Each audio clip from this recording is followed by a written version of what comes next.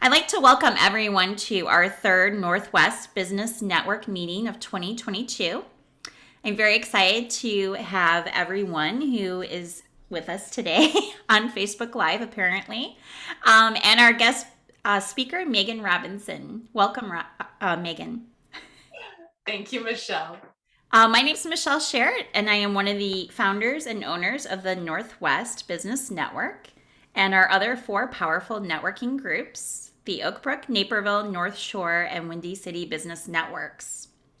Before we begin this morning, I'd like to cover just a few housekeeping items and tell you a little bit more about our network of groups. Our business groups started in 2008 on LinkedIn and have grown to be the largest networking groups online. We decided to take the groups live about 3 years ago. We trademarked the names, and we now have over 331 paid members. During the pandemic, we had to shift our focus for our paid membership from meeting in in-person settings to offering more advertising opportunities to our members. So we decided to continue this trend moving forward. So our membership is $3.99 a year. That included all of your monthly meetings, the meeting room, rentals, speaker fees if there were any, light breakfast. Then it also included happy hour pop-up events throughout the month, and that included your ticket as well as a guest ticket, so you could bring someone with you. It also included formal charity sit-down dinners where half the proceeds went to a charity of our choice, and your ticket was free, and those sit-down dinners were $150 value for each ticket. And we included that with membership as well. So we're continuing to do that. In-person events will start back up in April, so we're very excited about that. But in addition, we have our advertising opportunities that we started doing during the pandemic that we have now added to our membership. So now we have a podcast, which is called Windy City Biz. It's where we interview for 30 minutes business owners, and they get to talk about their business themselves and give some tips for running a successful business.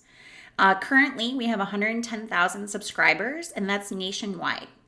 So that's very exciting. What we do with that podcast is we interview you on Zoom. So then we have video and we have audio. So the audio goes on the podcast, and then the video, we make a blog post about you and your business. And that goes out to our 6,500 newsletter subscribers. So a lot of exposure. And then in addition to that, we then put 3 times a year a copy of that blog post or a snippet from your Zoom interview on our social media platforms for all 5 of the groups. So all 5 of the groups have an Instagram account, a Facebook account, and a LinkedIn account. So that's 15 different social media platforms where you get exposure. Then we do 3 shout outs per year on our podcast interviews. So after we interview you, our ending always has at least 3 shout outs for 3 local businesses that are members. So you get that as well. And then, of course, if we have to go back to online and Zoom, all events are free. So it's a huge value for $399 now, but we want to get you guys exposure for your business. We grew through the pandemic. Before the pandemic started, we had 263 members, and now we have 331. So I think it was because of the advertising opportunities and our podcast. During this time, we also held virtual pop-up happy hour events, which we are going to continue. We just held one 2 weeks ago, and we had 60 people that attended, and we gave away a 1-year membership, so that was a lot of fun. We wanted our Zoom happy hours to be fun and engaging. I've attended some during the pandemic, and they're boring as all heck. So what we did is we created a wheel of colors where we have different questions on the wheel. So we spin the wheel, it keeps the conversation going. We had breakout rooms and just great conversation, and everybody's had a blast. And so we have 2 of those coming up, March 16th and March 23rd, and they are both from 5:30 to 7 p.m. In addition, Monday, the Oak Brook group is having a guest speaker as well. We have the mayor from DeKalb, Cohen Barnes, who will be speaking to us about cybersecurity, making sure that our computers at work are secure. So you don't want to miss that. And we also have all of our events up until June up on the website as well. So to check out the events, sign up for any, or to learn more, just visit our website at nwbiz.net and go under upcoming events. For today's talk, we ask that you keep yourself muted. And when we get to Q&A, you may unmute yourself. Everybody's on Facebook today, so I will be moderating those questions. Just type your questions in the comment section. If you would like additional information about our guest speaker, about our group, just DM us or write in the comment section your contact info, and I will get back to you.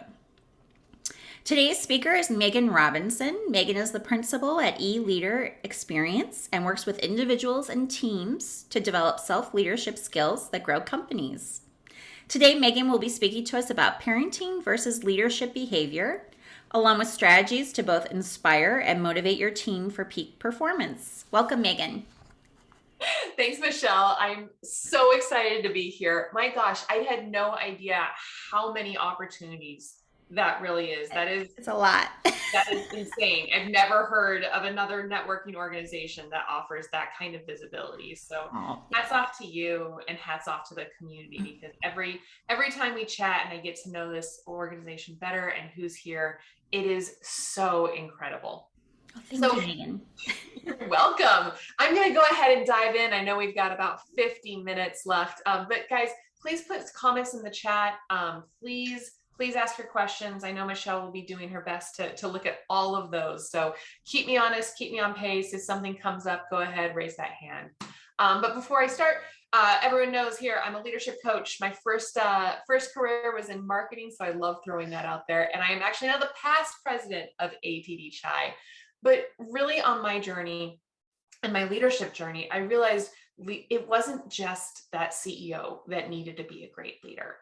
Everyone really had the ability to show up with leadership. Everyone needed to show up with leadership. And it wasn't always something that felt accessible and attainable. So that's really my mission, is to make leadership more accessible for people that don't necessarily think or identify as a leader, but know that they want to step into leadership, and really building some of those foundational blocks for it. And in particular, I heard a lot of complaints about what I lovingly refer to as the pesky millennial. And this is actually the first time in my career that I have admitted to being a millennial. Typically, it's always my dark secret or that compliment when someone says, well, you're not acting like a millennial. And so I really took that experience and looked at how do we develop leadership in some of our younger leaders, and how are those foundational skills used throughout organizations and teams. And so a lot of times as that millennial, everyone's been really waiting for us to grow up as a generation, to really rise to the occasion and start stepping in. So I'm going to start this story with Failure to Launch. I don't know if anyone remembers this, a good 2006 American romantic comedy. Who doesn't love a little Matthew McConaughey, 35-year-old man who is living with his parents, has no interest of leaving, is comfortable. And I actually think this, back in 2006, this could have been the future telling of the millennial generation. Because we really see, according to Zillow, the number of adults aged 23 to 37 that have been staying at home has been steadily increasing. It was in 2001, only 11.7% of people. In 2019, it's doubled to 22%. I love that Zillow is really on top of this, obviously looking at the housing market. And look, there's a lot of realities on why this is happening. This isn't just the boomerang generation. There's issues with student loans, wage stagnation, housing costs, recession, and not to mention the coddling parents that we all know and love that really encourage this. So, there's a lot of this concern of, is it a failure to adult, or are there some other factors at play? And I love this term adulting, because that really started to increase in conversation and part of our vernacular. And adulting is that informal term used to describe behavior. It's seen as responsible and grown up. So as these millennials have been growing up, they're now using this term adulting to do typical adult-like behaviors. And you see this kind of pushback on people on, do we really need to grow up? What does that mean? How are we going to show up and be more responsible and more professional in our mundane, independent professional lives, paying bills, running errands? So, and we start seeing this trend of adulting. You will see our friends, Matthew McConaughey and Sarah Jessica Parker, completely on the early set of this trend. So I love seeing where it really starts to take off as we look at how are we starting to grow up? How are we starting to look at this workforce? So I will go ahead and invite everyone to add some of your hashtag adulting wins into the chats today. This is what adulting looks like, right? It means buying a bag of 170 pieces of Halloween candy, all for yourself. I definitely have had those evenings where I'm like, what? I'm adulting. I'm drinking wine and eating popcorn for dinner. I'm an adult now. I'm a mature adult. I love like the head nods. Like, yep, definitely felt like I get to make my own decisions. I love this. Someone felt the need to tweet steam ironed my curtains today. Hashtag adulting. There was another one I saw with like, does anyone else love all those carpet lines after you vacuumed? And it's like, that's the ultimate move in adulting, or, you know, of course, saving up like an adult with your piggy bank, hashtag adulting. But we're also seeing this really move into the professional world as well, where we see what were the adulting moves that you made as a professional. So, you know, my husband was nervous about his coffee date with a colleague. He's never met him in the pandemic. Obviously, that's an adulting moment for us. Or when you're, you know, showing up at the office, that's definitely hashtag adulting. But my favorite, I think, is we see that little generational, you know, millennials. I went to work all day and paid my bills. Let's give me a trophy. Let's get really excited about it. Gen Xers aren't quite as impressed, we'll say. Feel free. I mean, I feel like my winnings today, my hashtag adulting was, you know, drank the whole pot of coffee by myself. That is definitely the adulting piece. Woke up before 6 a.m. Sometimes it's, you know, just not being late today. Hashtag adulting. Are people adding their wins in the chat, or are we definitely, everyone's just, nope, too early for that? I think they're too early.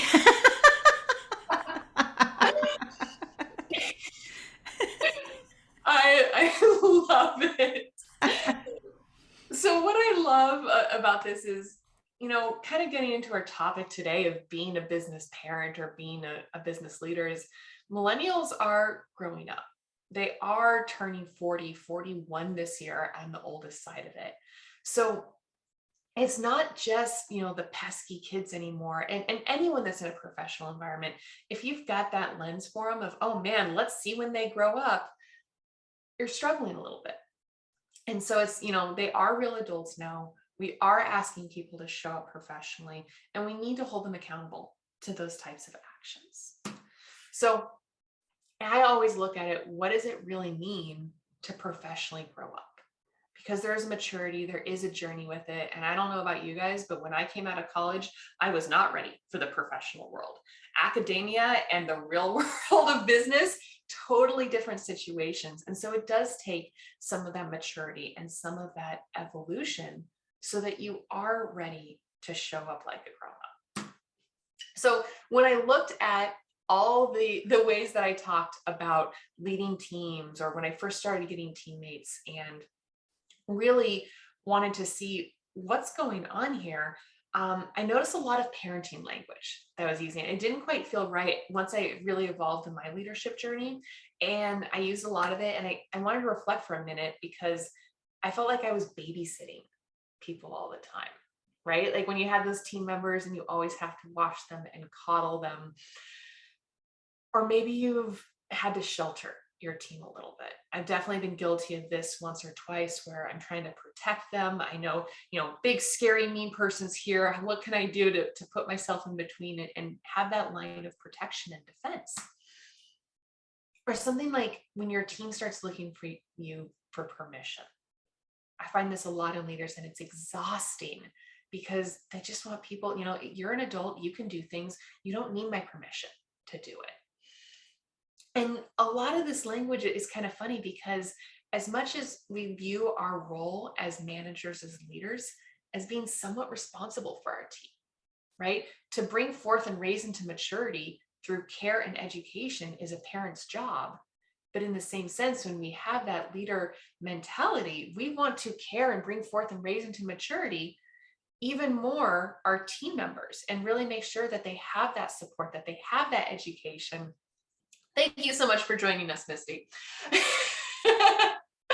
We've got some fun things going on today. So when I look at these babysitting or sheltering or permission, or here's, I think probably one of my favorites, is when you're ready to take off the training wheels.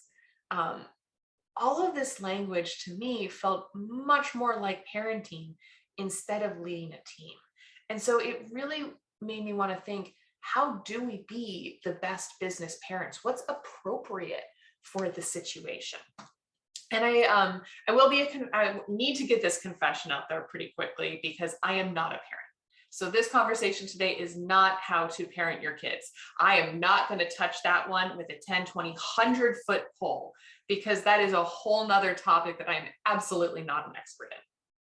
But I am a leadership expert, and making sure that we are giving the right resources and caring and concern for our kids or for our team is critical. So I did look at some parenting language and some parenting resources, and I love Yoko's TED Talk, because she really says, most parenting advice is wrong. And it's because one action that you do for a child could be perceived completely different by a different child. And so how do you really predict how your kid is going to turn out based off of how you treat them and what your parenting style is? So I know my brother and I were completely different people. I think my parents were very consistent in their parenting style, but we perceived their actions very, very differently. I will say right now, I love my brother. He loves testing boundaries. He was that kid. I did not want to test the boundaries. And so as much as those boundaries were consistent, it really shaped us differently. And so I love this quote, because it says, parents, stop blaming yourself as if you're in control of your child's path. You've got influence for it, but you don't have control. And that goes the same for leaders. It goes the same for managers and bosses. You have control. You don't have control over what your team is going to do. You've got influence from it, but at the end, their behaviors, their choices are their own. You can't take responsibility for that. But we do want to focus on influencing it. So the second half of this quote goes for children. Stop blaming your parents. You are not defined by them. And that goes same for your team, right? You are not defined by your manager or boss. You are still in control of your actions, behavior. So instead of this finger pointing back and forth, it's the employee's fault, it's my manager's fault, really finding a way that you can take responsibility and accountability for how you're showing up for it. So the other favorite part of this quote here is about influence, because I really subscribe to the John Maxwell definition of influence, which is leadership. Leadership is influence, nothing more, nothing less. So if we're looking to influence our team, if we're looking to bring forth into maturity through education, through care, how are we influencing them and leading them in the best possible way? So for that, I really turned into 4 parenting styles. So typical graph, we got x-axis and y-axis, and 4 different plots that we're going to look at today. And then we're going to compare that to what that means for your leadership style and what type of kids you're raising according to that. So we've got 2 factors. The demanding versus yielding is really how accountable are you holding your team? How much do you drive them? How much do they understand what's expected of them? And then the responsive, highly responsive and less responsive is really how emotionally connected are you? So are you really empathetic? Are you really caring? Or are you a little bit on the harsher side and you don't care about the emotions as much? I think we all have seen those parents. So the first one I want to talk about is demanding and not responsive. This we like to call the authoritarian parent. It's very strict, very controlling. It's my way or the highway. They are so direct.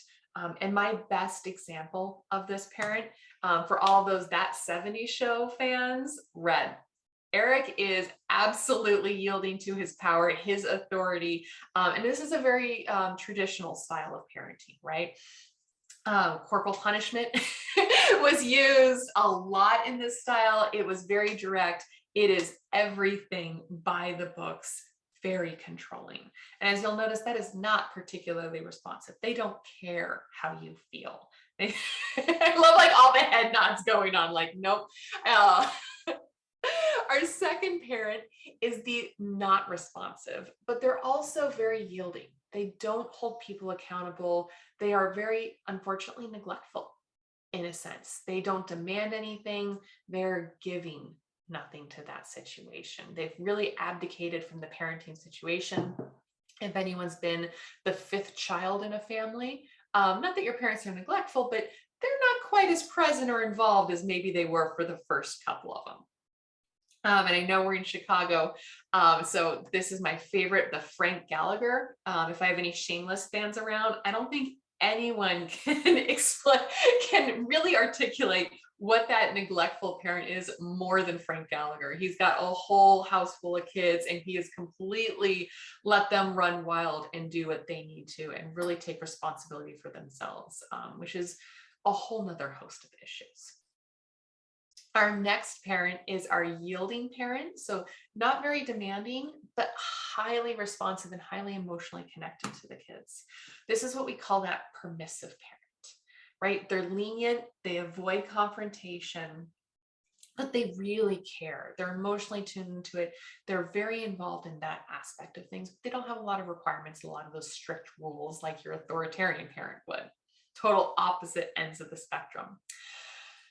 For this parent, my favorite example is Phil Dunphy from Modern Family, right? He wants to be everybody's friend. He is so excited. He's very connected. He doesn't have a lot of high expectations for the kids. He's not holding them accountable to it. That is totally Claire's job. He is going to be the fun parent. And then finally, our last one, we call this the authoritative parent. This is assertive, but not restrictive. So this is very much where you're demanding a lot, but you're still emotionally connected to them. You're collaborative, you're asking great questions, you're really interested, but you're not going to let them get away with everything. And so this I love calling Rainbow from Blackish.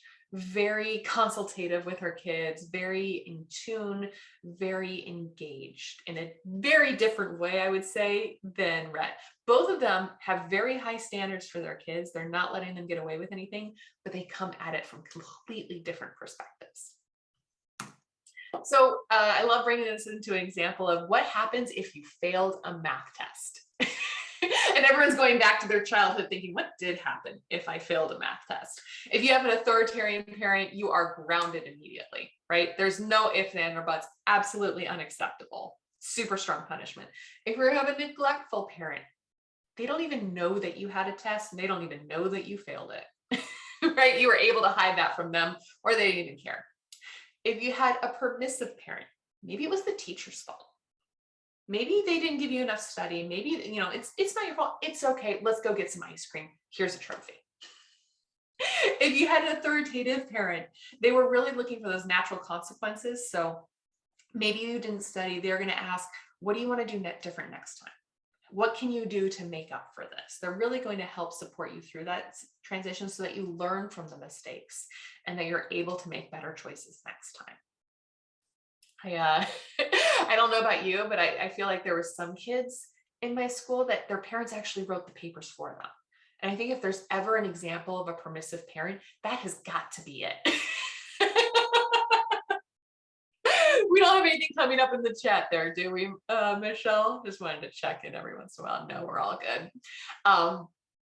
But feel free to, for this one, normally I'd love to have a little poll, but being live, or just sit there and take that moment to reflect. What parenting style do you most relate to?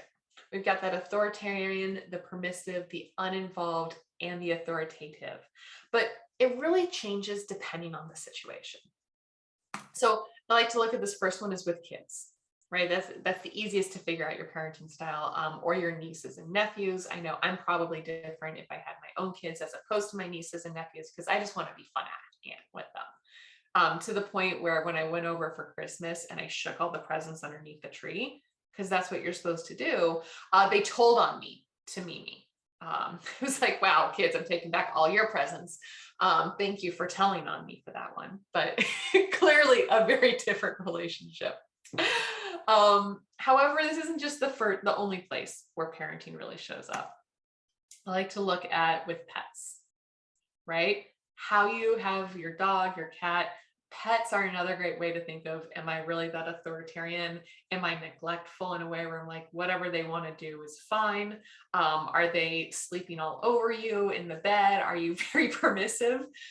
Coaching a pet, or, being that authoritarian parent is a little bit harder, but I definitely have moments where I sit down with my dog. I'm like, okay, we got a level set. I need you to be better. I need to be better in this situation. I've got some meetings. It's okay. We took care of business beforehand. But knowing that leadership style and how it flexes for different audience. But the last one I love is with teams. Thinking of, what is your manager boss, if you have one, or what was your last one? How did they respond to things? Were they neglectful? Did they know what was going on? Were they really authoritative? Thinking about different situations really brings up some different components for everyone. But also think of how your team perceives you. You may think that you're one way, but they may be taking it in a very, very different way. So that being said, I always love looking at what kind of employees are you raising. We know we have influence, we don't have control, but there are a lot of parenting research that goes into different styles, tends to have commonalities in the type of children that they have. So we'll go ahead and look at the authoritarian parent. If you are an authoritarian leader, you're very demanding, you're very low on that responsive, right? You don't wait for input or feedback from the kid. You're always stretching, and they're always stretching and beating themselves up. They lack confidence. Children with authoritarian parents tend to be more timid. They've got lower self-esteem, and they lack some of that spontaneity. So typically, if this is your team, they perform really well, but they have no idea that they're doing well. They don't realize their own potential. And so when this shows up for our teams, I always look at this as, does your team look for permission? Are you so authoritarian and so strict that they always feel the need to come back to you? Do you wish that they took more initiative? Sometimes having such that domineering leadership style can really take down their ideas and their inspiration. So if you wish that they were more independent, more creative, wouldn't it be a great idea if wouldn't it be great if they even had an idea every once in a while? Or you want them to take more ownership? That tends to be what we look at as a dictatorship leadership style. I think we all know the bosses and managers that we've had that are dictators and how that squashed our own creativity, how we didn't want to take accountability for something, how we'd never raise our hand, how we always had to go back to them. And they really created an environment that was stifling the individual. So a lot of your challenges, if you have more of that dictator style, is going to be delegation, right? It's really hard to delegate something, but also giving permission to fail. Right? Just because you delegate it and it doesn't turn out exactly how you wanted, how are you going to let people fail forward and learn from it? How do you give them more independence? And that emotional intelligence, really critical for being more connected to your team.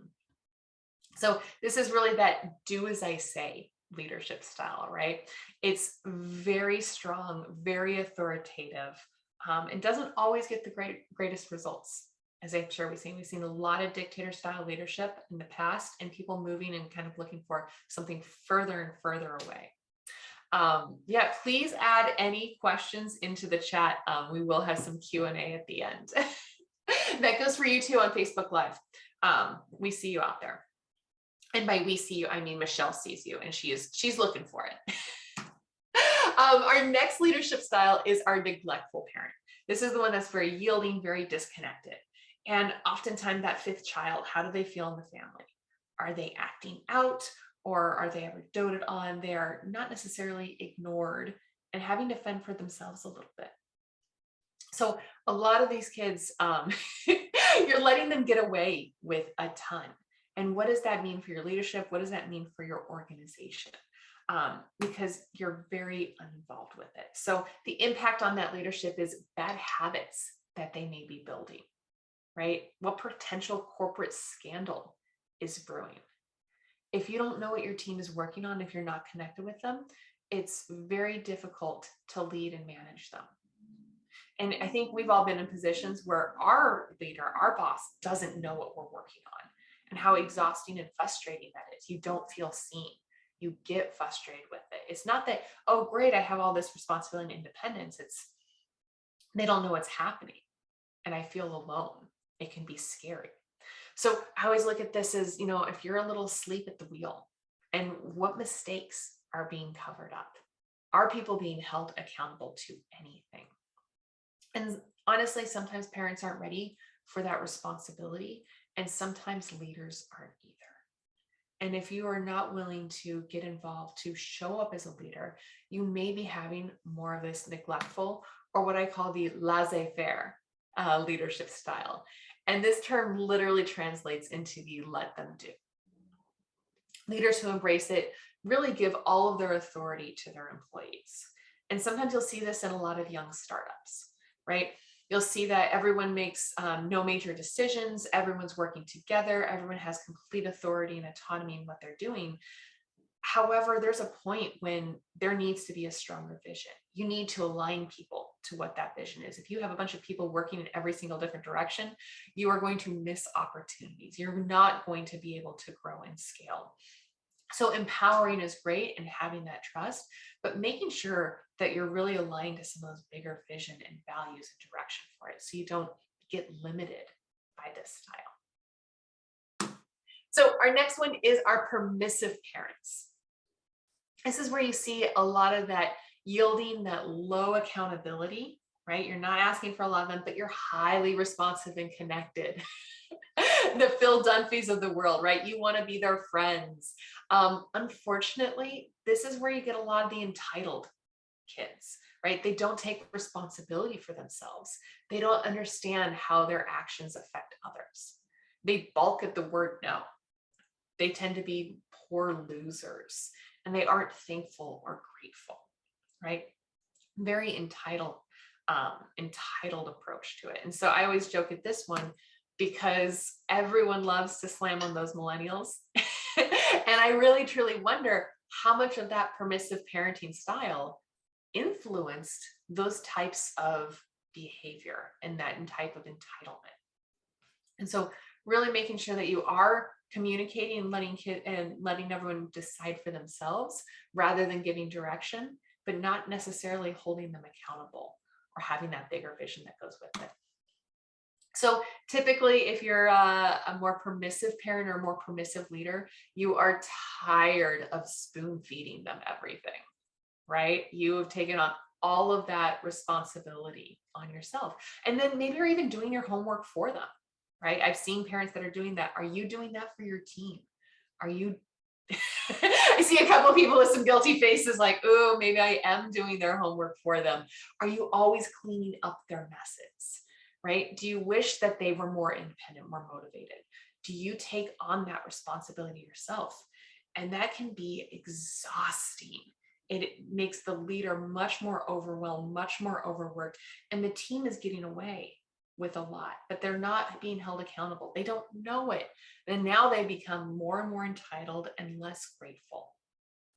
So I call this the servant style leadership. And I know servant style leadership is pretty popular right now, but I'm going to say this is more on that extreme side of servant leadership. And it's really when the leader's main goal and responsibility is to provide service for their people. So a servant leader focuses on the people rather than a company as the whole. And it's great to give that emotional connection to continue to grow and develop your people. But when you put that priority over the business goals and over the business objectives, you get lost. And so typically leaders that are a little too strong in that servant style, they feel taken advantage of. And so your responsibility is to really, how do you increase and demand more excellence from the team? Because people will rise to the standards that you set for them. How do you have really great expectations for your team. Because expectation setting and that clarity, that clear is kind, is all about psychological safety at work. And if people don't know what's expected of them, they're not going to feel comfortable in the way that you want them to. And oftentimes, a lot of the permissive parents or permissive leaders fear pushback, right? They fear holding someone accountable, or they've been buddies with someone. And it's terrifying for them to say, what does it mean to step into leadership? How do I bridge that gap? How do I shift into a leader mentality with really inspiration and motivation for that team? So finally, our authoritative parenting style. This is where you are demanding, you have that high, consistent accountability, but you're also responsive to the team. You've got that emotional intelligence. You are connected to them. And this tends to raise more collaborative kids, right? They know what's expected of them and they have the independence to achieve it. This is where a lot of trust is built up. They are always comfortable coming to you for help. And I'm sure that everyone has had those parenting wins, or they remember being able to go to their parents with something when they had a challenge. I feel like that's the gold star that you wish that your kids did. If you are too much of a dictator parent, they are never coming to you, right? They are so fearful of punishment. If you're a permissive parent and they're coming to you, you're solving the problem for them, right? And that authoritative parent really balances those two extremes. And so this is really when you're looking at what do they suggest, what do they think, what do they need? And so this I look to is more of a coaching style leadership. And I slipped earlier and I said coaching, but you are looking to coach and encourage your kid, right? It creates a culture of high performance. And these characteristics are that collaboration, that empowerment, that fulfillment that people come from achieving their goals and from achieving those missions. So collaboration is really the most important, is being able to come together collaboratively and solve those solutions without taking responsibility yourself, like that permissive parent would. So really focusing on what are their strengths, what new tasks can you offer them, how can you give them the guidance as they continue down that leadership journey, and that encouragement, of course. So I always love to ask, and if you can put it in the chat, please do, but what parenting style do you think really represents your leadership? This is normally where I'll have like a flood of people that are like, oh, clearly I'm a collaborative parent. Clearly I'm a coaching style leader. But when you're really honest with it, a lot of times it's easy to step into dictator, especially if it's your business and your baby. That's where that dictator takes control, because you are so concerned. It's been you for so long. You just want to direct and have them do exactly what you want and set out those marching orders. I will say there are a lot of comments on Facebook Live, and people are piping in, so it's all around. Everybody is at least one. But I think, like for myself, I'm thinking like with my kids, like I try to be collaborative with them. As you know, I have 6-year-old twins, boy, girls, so they're a handful. But I try to listen to them, and I mean, sometimes I go off the deep end just because it's like one of those days. But I end up doing that too sometimes at work too with our business. Like there's just so many things that are like coming at me at once, and emails, and maybe we have a client that's having an issue and I'm trying to project manage, and I wear a lot of hats. So I see the comments on Facebook Live saying I just wear so many hats as a business owner that I feel like I try to be collaborative and I try to listen to everyone and listen and want to be that go-to person, but sometimes it doesn't happen. Yeah. That's totally fair. And there's a strong balance of encouraging people to solve their own problems in a sense and giving them the resources. And it's not collaborative in that permissive sense, right? And that's where I think it gets really lost pretty quickly, because you're not just you want someone to come to you to solve a problem, but you don't want to solve it for them. And that's the big difference there.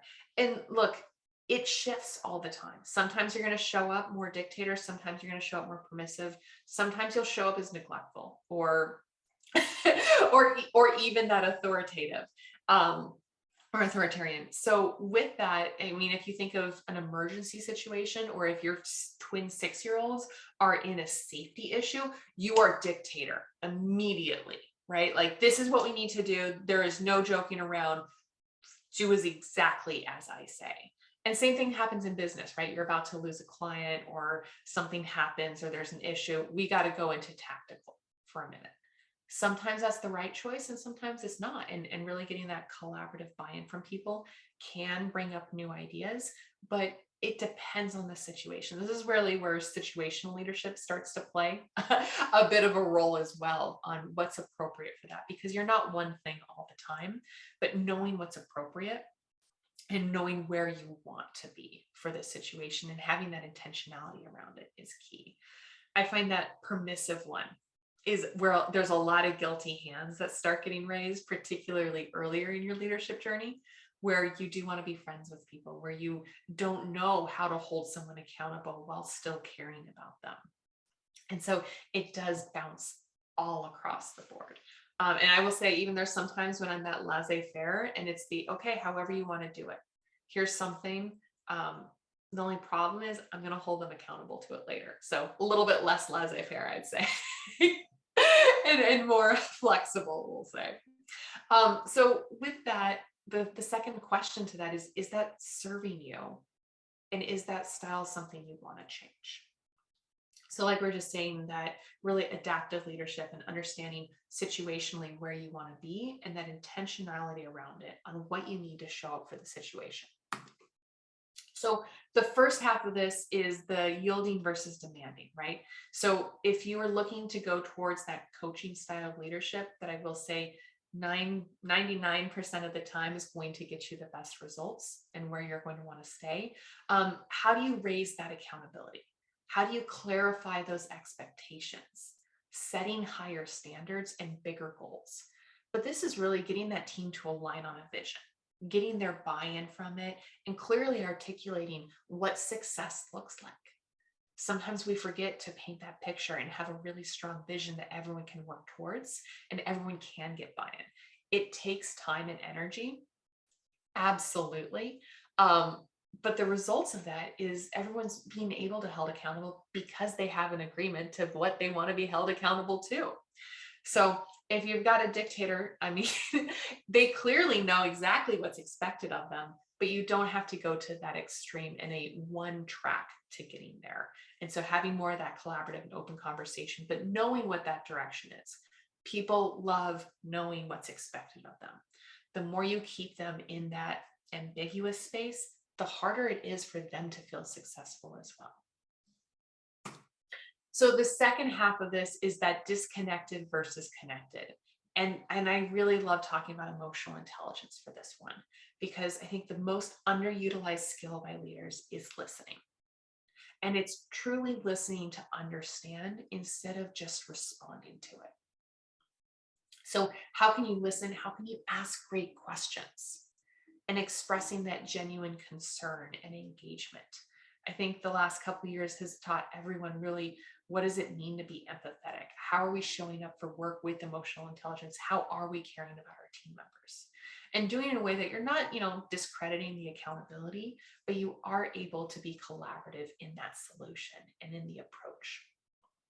So if you do need to have more of that empathy, more caring, the asking great questions and listening is an ideal step for that. I had a client a couple of weeks ago that was looking at empathy and defining empathy, and realized it wasn't just picturing himself in someone else's shoes, but letting others explain what it's like to walk in their shoes, and taking that responsibility off of himself, and getting that clarity from the other person, but being able to ask those questions, being able to listen. That was one of my favorite light bulb moments of the month. So thank you, client. So putting this all together, as we were showing, there we go. Here are our 4 parenting styles, and here are our 4 leadership styles. So we've got that authoritarian, that dictator, that neglectful laissez-faire, that permissive or servant leader, and that authoritative and coaching style. But in the end, I know there's a lot of other parenting styles that we're not, or other leadership styles that we're not covering. So I will quick, because everyone always says, well, what about this one? Well, what about this one? Uh, and there are others out there. So just kind of going through them quickly, we've got the autocratic, which is very much that dictator, that do as I say mentality. You've got a pace setting leader, which tends to look at for people to keep up, right? They're moving very quickly. They're highly accountable. Maybe they're getting a little closer to that connected because they're looking for people to keep up, but they are going quickly. We also have the authoritative that we talked a little bit, that visionary, that follow me.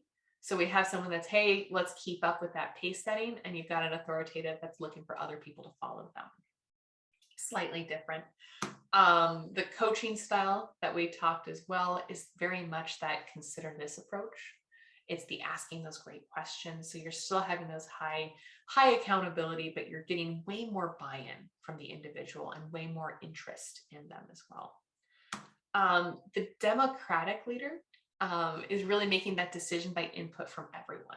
So I look at this as holding less accountability because you're looking for full buy-in, you're looking for that team support, and it's a little harder for you to make decisions because you need everyone to be aligned. And then finally, that servant leader that we talked about, taken to the extreme, can be looked as very yielding and not as concerned about the business objectives. And of course, your laissez-faire, we'll put them out in the corner. But the leaders that may not be ready for it or may not have found out their voice as well. It is scary to step into leadership, and it is scary to define what it looks like for you to be as a leader. And taking that step back doesn't always, it's definitely not going to get you the results that you want, and it's not going to grow.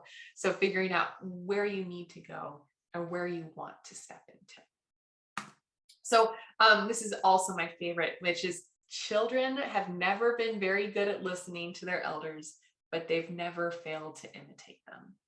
And I think this goes for leadership more than just about any message I said today, which is the do as I say, not as I do mentality when it comes to leadership does not work.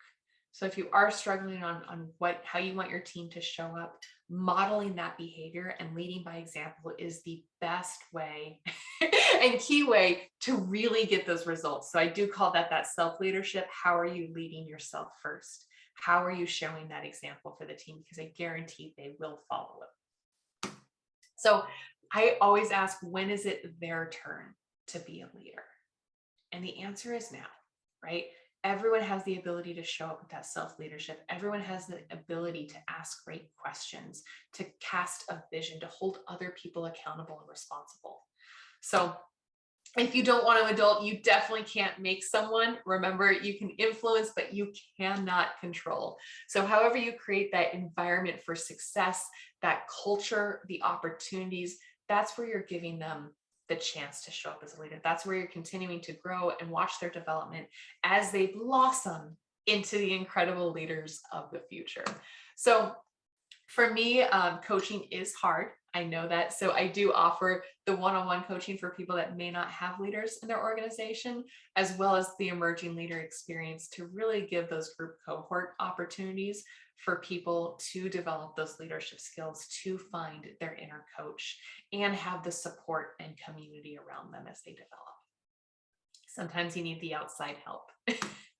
So I will leave you with this. Leadership is influence, nothing more, nothing less. You cannot control your team, but you can influence them.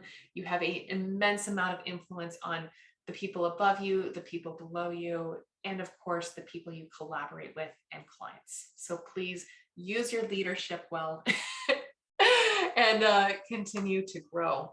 Here's my contact information. I am available on LinkedIn, and I did put my calendar link in there because I do love having conversations about leadership. So with that, Michelle, I will turn it back to you. Okay. Is there anyone on Zoom who would like to unmute and ask a question about Megan's presentation today?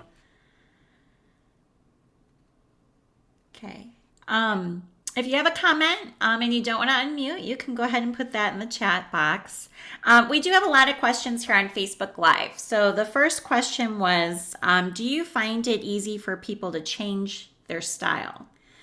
Can you change your style? And how long do you think that takes?